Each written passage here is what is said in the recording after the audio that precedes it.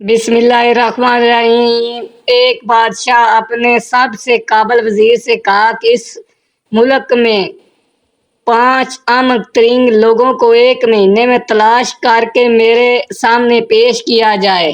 1 مہینے کی جدوجہد کے بعد وزیر نے 2 احمقوں کو پیش کیا۔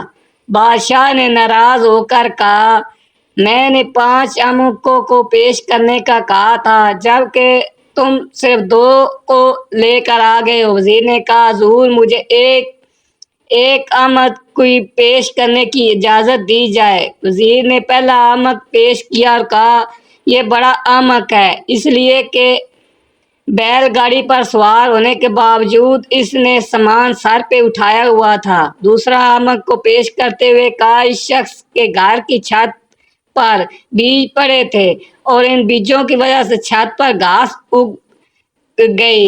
یہ شخص اپنے بیل کو لکڑی کے سیڑھی پر چھت پر لے جانے کی کوشش کر رہا تھا تاکہ بیل چھت پر چڑھ کر گھاس چر لے۔ وزیر نے کہا، علی جناب بطور وزیر اے مامور سلطنت چلانے تھے مگر میں 1 مہینے سے احمقوں کی تلاش میں وقت ضائع کیا اور صرف 2 احمقوں کو تلاش کیا، اس لیے تیسرا احمق تو میں خود ہوا۔ وزیر نے کہا، ذرا تکلف کیجیے تو بادشاہ چلایا، چوتھا احمق کون ہے؟ وزیر نے عرض کیا، عالم پناہ جان کی امان پاؤں تو عرض کروں۔ بادشاہ نے کہا، کہو، تمہیں کچھ نہیں کہا جائے گا۔ وزیر اعظم نے کہا، علی جناب آپ بادشاہ وقت ہیں، تمام رعایا اور سلطنت کے امور آپ کی ذمہ داری ہیں مگر قابل ترین افراد کی تلاش کی بجائے آپ نے احمق ترین لوگوں کی تلاش کرنے میں صرف اپنا قیمتی وقت برباد کیا بلکہ اہم وزیر کا وقت بھی برباد کیا، لہذا چوتھے احمق آپ ہیں۔ بادشاہ نے تلملاتے ہوئے سوال کیا، اچھا اب یہ بھی بتا دو کہ 5واں احمق کون ہے؟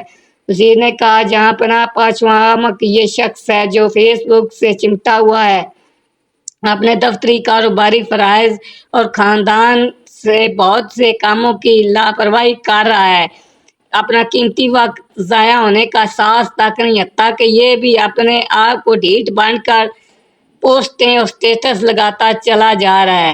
بادشاہ سلامت اٹھ کھڑے ہوئے، غصے کی حالت میں بادشاہ تقریباً چلاتے ہوئے کہا،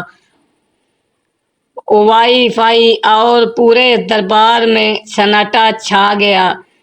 دوستو، ہمیں ہمیشہ ضرورت کے تحت اور ہمیشہ اپنے کام سے کام رکھتے ہوئے فیس بک اور سوشل میڈیا کا استعمال کرنا چاہیے۔